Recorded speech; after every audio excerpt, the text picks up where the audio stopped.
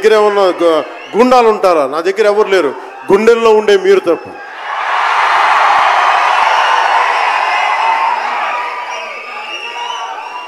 దాదాపు నేను 96లో నా మొదటి సినిమా అక్కడమ్మా ఇక్కడబ్బాయి. ఇది 2025 అంటే ఆల్మోస్ట్ 29 to 30 years. అంటే దాదాపు 29-30 సంవత్సరాలు నేను చిత్ర పరిశ్రమకు వచ్చి. ఎలా ఉంది అంటే నాకే తెలియదు, అలా కాలం అట్లా అయిపోయింది. కానీ కొంత వయసు పెరిగిందేమో కానీ గుండెల్లో చావు ఇంకా చావులకే బతికాం.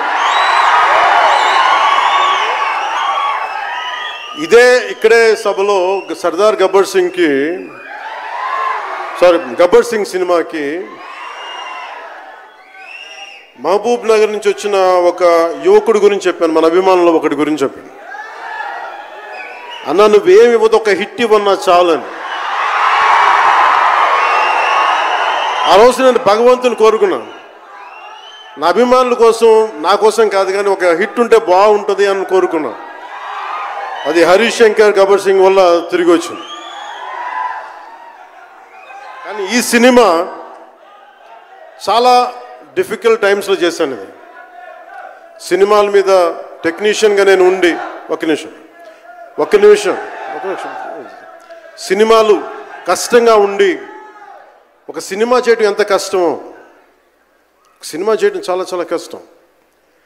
నేను మీతో పంచుకోదలుచుకున్నాను ఈ రోజున. మీకు సంబంధించి నేను మొదటి సినిమా నుంచి ఇప్పుడు దాకా జానీ సినిమా నేను చేసినప్పుడు అది ఫెయిల్ అయితే, ఆ సినిమా ఫ్లాప్ అయితే ఎలా ఉంది అంటే ఆ రోజు నా పరిస్థితి, వరుసగా హిట్లు కొట్టి కూడా ఒక్క సినిమా ఫ్లాప్ అయితే అందరూ మీరు వదలలేదు. నేను మీ గురించి ఎప్పుడు మాట్లాడతాను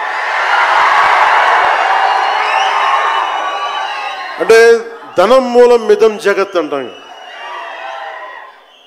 అంటే అన్ని బంధాలు, కార్ల్ మార్క్స్ చెప్పిన అన్ని బంధాలు ఆర్థిక బంధాలని సినిమా పరిశ్రమలో మరింత బలంగా తెలుస్తాయి. నా రెమ్యునరేషన్ ఇచ్చేసాను అని నా దగ్గర అంతమించి డబ్బులు లేవు. కానీ ఆ రోజు నుంచి ఈ రోజు దాకా ఒకటైతే మార్పు జరిగింది.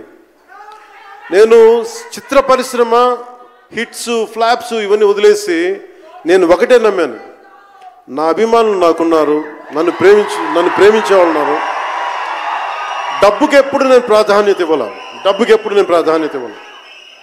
నేను ఇచ్చింది బంధాలకు ప్రాముఖ్యత ఇచ్చాను. మనిషి నుంచి మనిషి బంధం. నా గుండె నుంచి మీ గుండెకి 2 గుండెల దూరం అంతే. నేను ఏమి కోరుకోలే, చాలా కష్టాల్లో ఈ సినిమా చేశాను.